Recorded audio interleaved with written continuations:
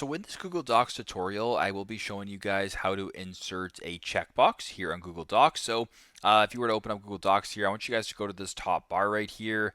This option right here beside the line and paragraph spacing, there's a checklist. You can go ahead and press the checklist right here.